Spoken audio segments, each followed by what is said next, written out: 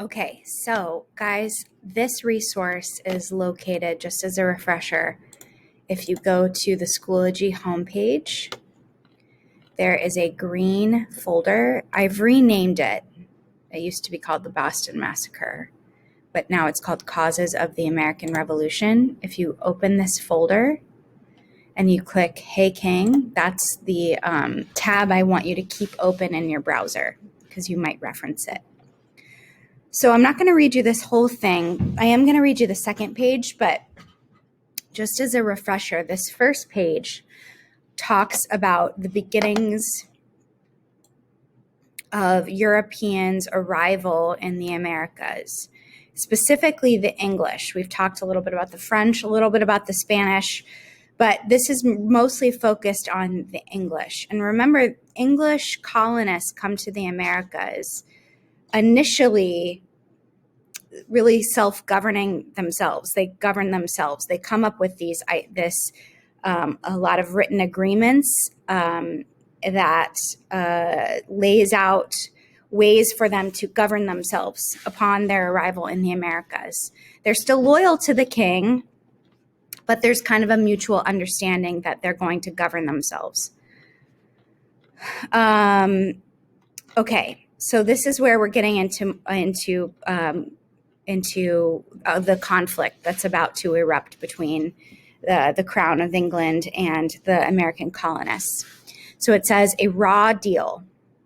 And I want you to think, as I'm reading, I want you to remind yourself, what are the incremental steps that the colonists take that eventually leads them to declaring their independence, writing the Declaration of Independence, signing the Declaration of Independence, totally breaking from England.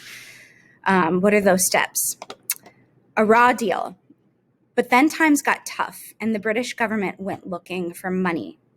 Great Britain, which now included both England and Scotland, saw its colonies around the world as a source of profit. Colonies were places to cut timber, grow crops such as cotton and coffee, and mine for valuable minerals. The king forced the colonists to sell these raw materials back to England at really cheap prices.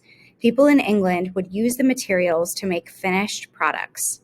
But did the colonists get a bargain on these items because they provided the materials? No way. The king forced the colonists to buy the finished products at extra high prices.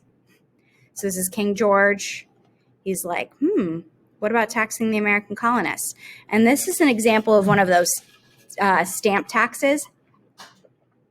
If you think about, guys, what purpose a stamp serves on a letter you'd send through the USPS, United States Postal Service, it's really just a tax. It says that you've paid for this service, you've paid to use the mail as a service from the government. So it still serves as a kind of tax back then.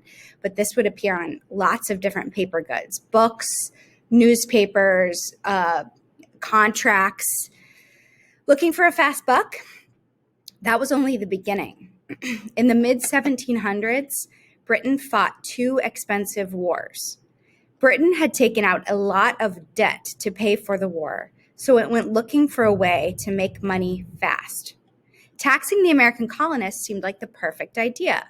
So in 1765, Britain passed the Stamp Act, which forced colonists to put expensive stamps on all legal documents, as well as newspapers, calendars, and almanacs. The colonists had an answer for that. They quit buying British goods. But this boycott didn't work for long. Britain repealed the Stamp Act after 1 year, but things did not get better. To repeal something, guys, that means to take it back, okay? From bad to worse. As soon as the Stamp Act was gone, the British passed the Declaratory Act, saying that the colonies were dependent on the king and that declaring that all laws passed in the colonies had no effect. So that goes against, guys, exactly what we talked about up here, which was the colonists in the Americas they'd been governing themselves for close to 100 years with not a lot of problems. And that's starting to break down.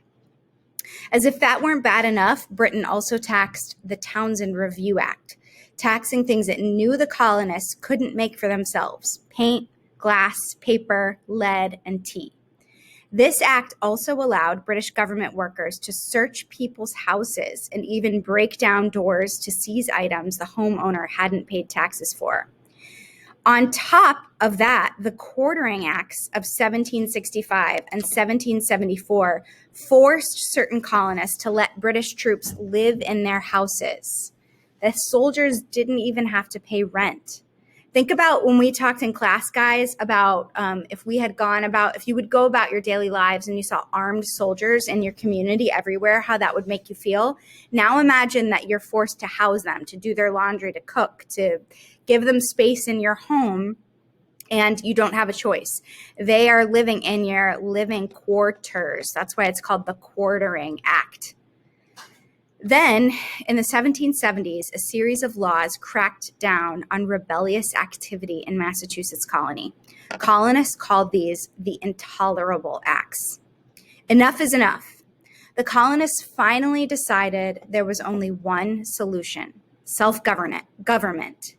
On July 4th, 1776, the colonies adopted the Declaration of Independence, announcing that the United States was free from Great Britain. It wasn't that easy, though. There was a small matter of fighting a war against Britain to make that freedom real. When the Americans won the Revolutionary War, Britain lost all control of the colonies, and the United States of America was born.